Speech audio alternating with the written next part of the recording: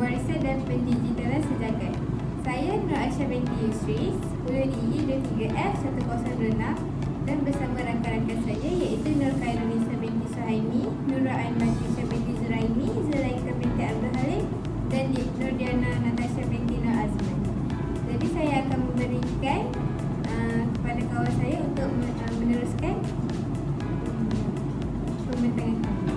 Assalamualaikum warahmatullahi wabarakatuh. Saya Zulaika binti Abdul Halim. Soalan yang diberi, ta'rifkan istilah warisan, teknologi analog dan teknologi digital. Istilah warisan. Warisan merujuk kepada sesuatu yang diteruskan dari generasi ke generasi, termasuk nilai-nilai budaya, tradisi, pengetahuan atau harta benda yang memiliki nilai historis atau sentimental.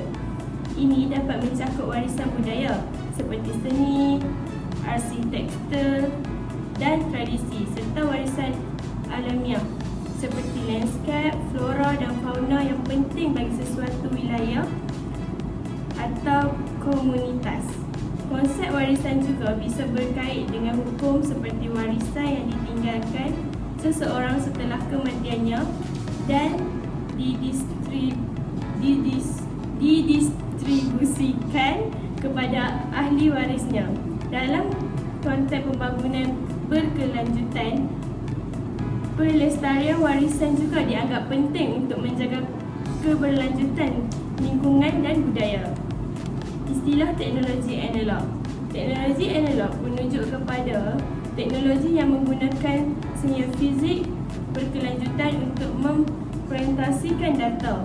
Dalam teknologi analog, data direpresentasikan dalam bentuk yang terus berubah secara kontinu, seperti gelombang suara atau gelombang listrik yang mempunyai nilai yang terus berubah seiring waktu.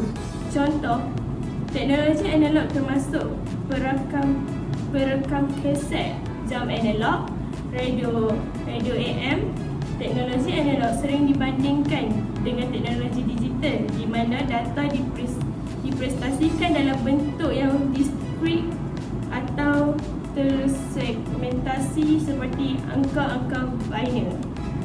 Istilah teknologi digital. Teknologi digital kepada teknologi yang menggunakan sains digital atau data yang mempresentasikan dalam bentuk diskrit atau tersegmentasi, biasanya dalam bentuk angka-angka binary 0 dan 1. Teknologi digital melibatkan penggunaan perangkat elektronik yang dapat memproses, menyimpan dan mentransmisikan data dalam bentuk digital. Contoh teknologi digital termasuk komputer, telefon pintar, kamera digital dan televisyen HD. Teknologi digital telah memungkinkan kemajuan besar dan komunikasi, pengolahan informasi dan interaksi manusia dengan teknologi. Seterusnya saya serahkan kepada rakan saya. Assalamualaikum, saya Nur Khairunisa. Sekarang saya akan terangkan soalan ini, iaitu sejarah perkembangan telefon daripada sistem konvensional sehingga munculnya teknologi terkini.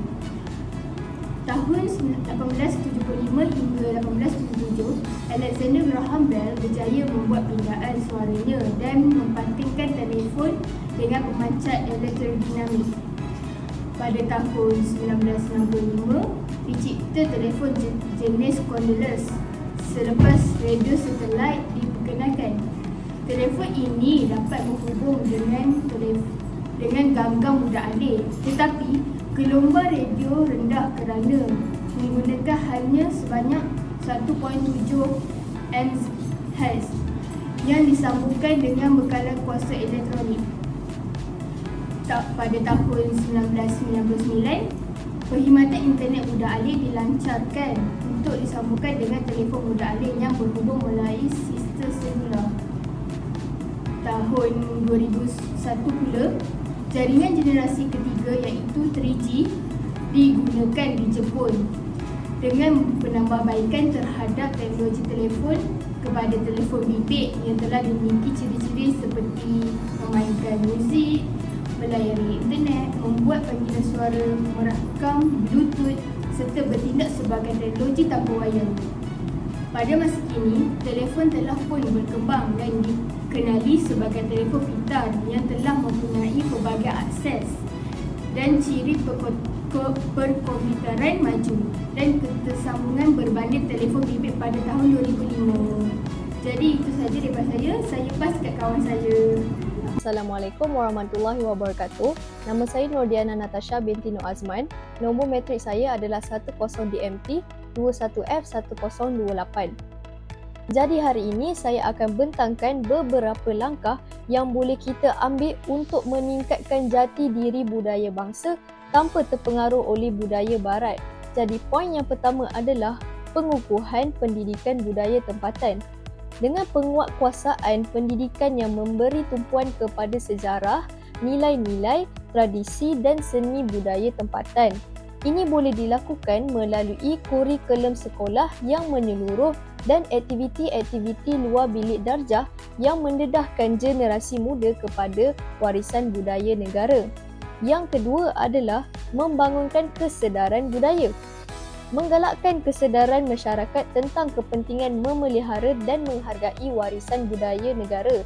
Ini boleh dilakukan melalui kempen-kempen kesedaran awam, program-program komuniti dan inisiatif media yang menyurut keunikan dan keindahan budaya tempatan. Poin yang ketiga adalah memperkukuhkan institusi budaya. Memperkukuhkan institusi-institusi budaya seperti muzium, galeri seni, pusat warisan dan perpustakaan tempatan. Institusi-institusi ini tidak hanya menjadi penjaga warisan budaya, malah ia juga tempat untuk mempromosikan dan menerapkan kebanggaan terhadap identiti budaya negara. Hai, Assalamualaikum. Nama saya Nurul Ain Batrisha binti Zuraimi.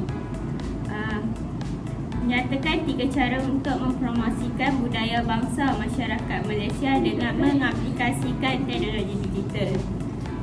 Cara untuk mempromosikan budaya bangsa masyarakat Malaysia dengan mengaplikasikan teknologi digital ialah penggunaan media sosial.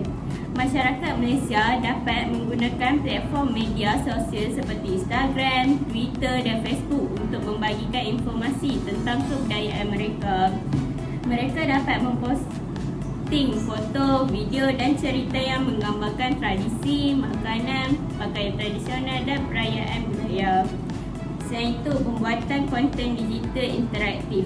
Pembuatan konten digital seperti aplikasi atau video interaktif yang memperkenalkan budaya Malaysia dapat menjadi cara yang efektif untuk menarik perhatian generasi muda.